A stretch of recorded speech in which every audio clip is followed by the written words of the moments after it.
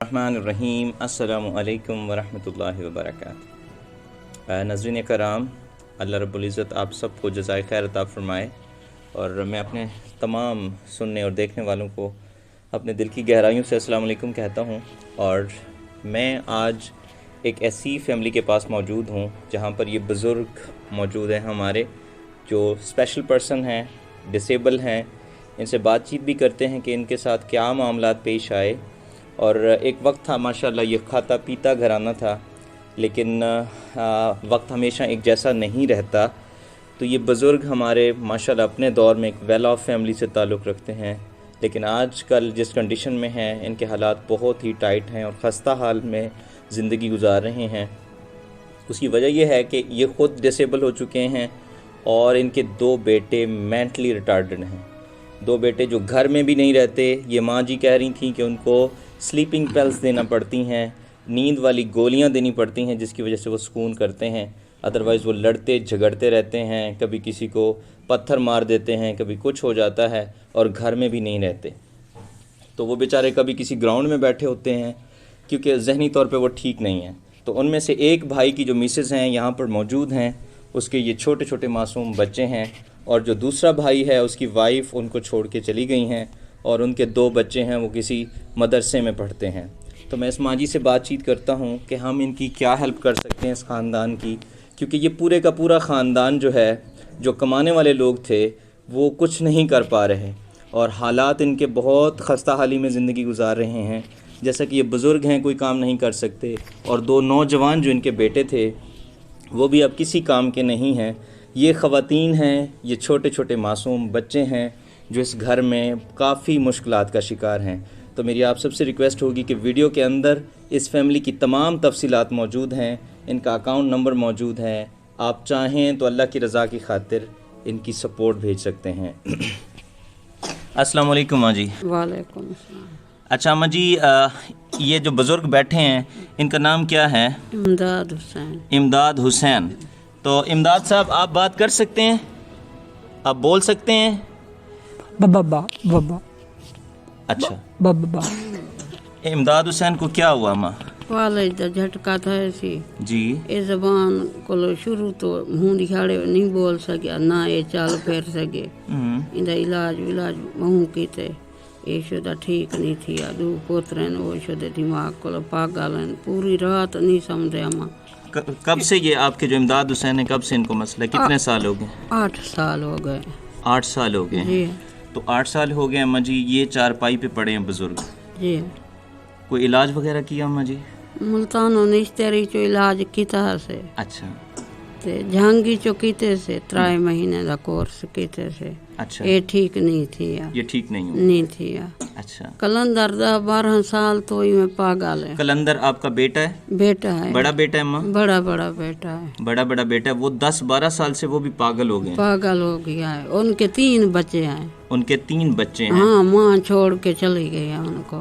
उनकी माँ छोड़ के चली हाँ। गई। जो आपका बड़ा बेटा है उसका नाम कलंदर है? कलंदर तो जो है। दूसरा बेटा है अम्मा उसका नाम क्या? मोहम्मद अली। मोहम्मद अली जो है वो भी पागल है? वो भी पागल हो गया, उनका भी इलाज करवाया। अच्छा, बस थोड़ी सी जमीन थी, बस उसको बेच के 3 लाख का इलाज ले लिए पैसे, वो ये वैसे का वैसे खड़ा हुआ। अच्छा, अब हम हमारे पास कुछ नहीं है, घर खाने पीने के लिए कुछ नहीं है।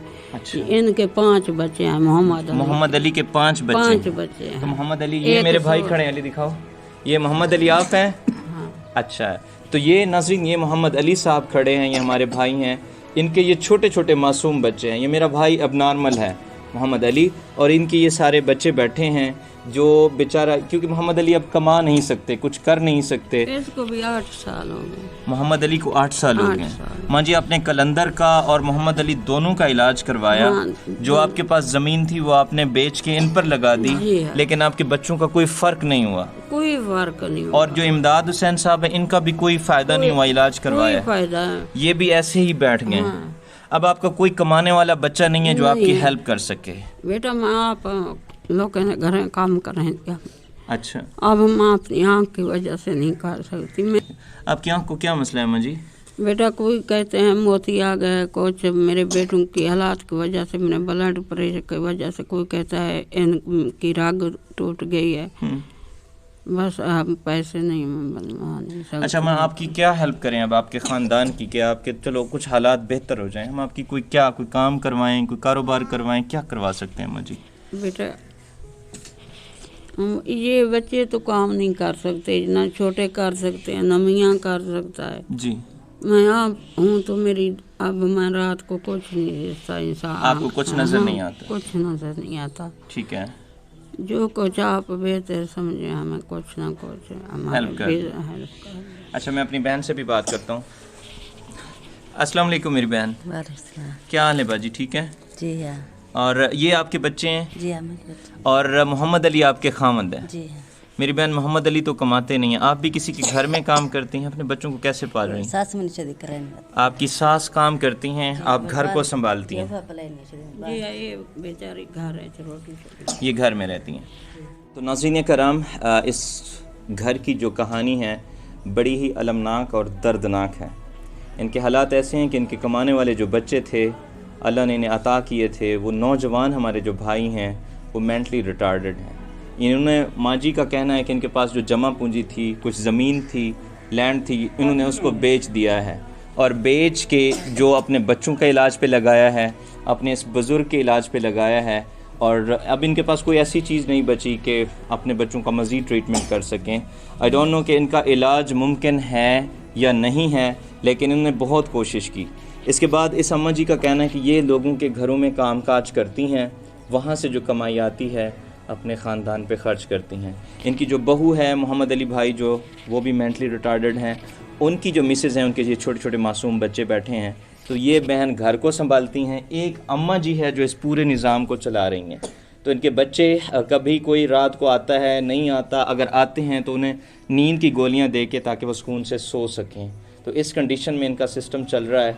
अगर कोई बहन भाई, अल्लाह का वो बंदा जिसको अल्लाह ताला ने अपनी नेमतों से नवाजा है, वो इस ख़ानदान की हेल्प करना चाहता है, तो इस वीडियो के अंदर इसकी तमाम तफसीलात मौजूद हैं। इनका अकाउंट नंबर भी मौजूद है, फ़ोन नंबर भी मौजूद है। تاکہ ان کی ہیلپ کی جا سکے. ہم نے ان سے پوچھا کوئی ایسا سورس آف انکم اگر کوئی چھوٹا بزنس کروایا جائے، لیکن یہ ماں جی کہتی ہیں کہ میں اب خود نہیں کر سکتی، گھر میں یہ چھوٹے چھوٹے بچے ہیں، ان کے علاوہ کوئی ان کا آسرا نہیں ہے.